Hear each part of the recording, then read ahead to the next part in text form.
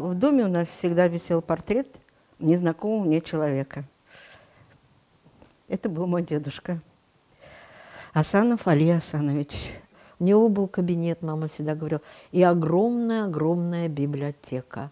Это, говорит, было что-то. Это мир, говорит, который он мне только заводил и говорил, вот это надо читать, вот это надо читать. Лилия Асанова Джетере – внучка видного крымско-татарского педагога XX века, народного комиссара просвещения Крымской ССР Али Асанова, репрессированного в 1938 году.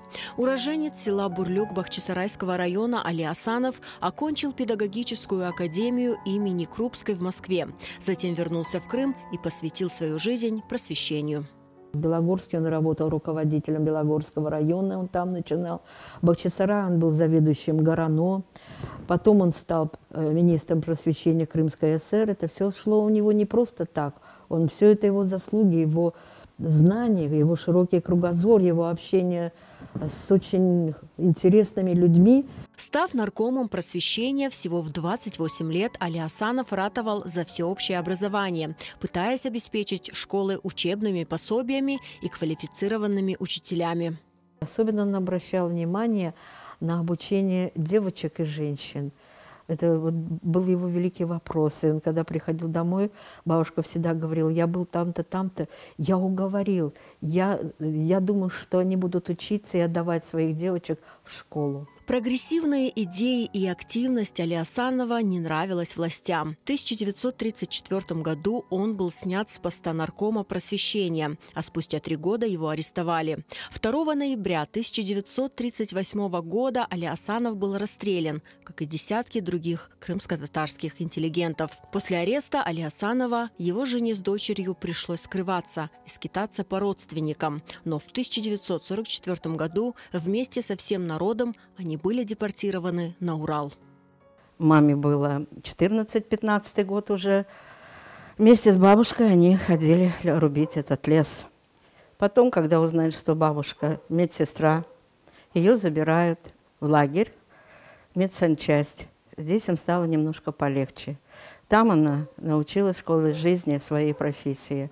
С Урала Асановы переехали в Узбекистан, ближе к родственникам. Здесь родилась Лилия Ханам. О своем выдающемся дедушке она узнала уже в юности из рассказов матери и бабушки.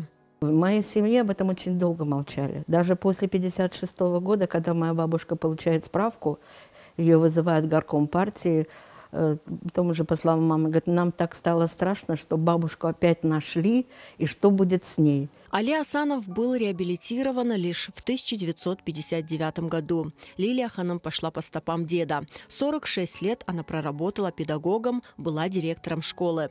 Вернувшись на родину, она еще больше стала интересоваться историей своей семьи, отправлять запросы в архивы. Но не решается пойти к дому в центре крымской столицы, где до ареста жил Али Асанов. Мне даже стыдно подходить туда, стучаться в эти двери и спрашивать. Вы знаете моего дедушку, мне кажется, меня просто выгонят они. Я не хочу получить какой-то удар. Я хочу жить и знать, что мой дедушка ходил по этим дорогам, что моя мама ходила вместе с дедушкой за руку взявшись, и он вел ее в 1 класс и говорил, здесь работает учитель, который учил меня. Она будет учить тебя. Лилия Ханам по крупицам собирает материалы, связанные с ее выдающимися предками. Ведь со стороны отца она принадлежит к известной династии Джетере. Ее мечта – увековечить имена героев, которым жизнь оказалась так несправедлива. Я их собираю для своих детей. Может быть, мои сыновья пойдут дальше меня, может, они найдут больше. Все это нужно собирать. Это большая книга, это исповедь наших поколений.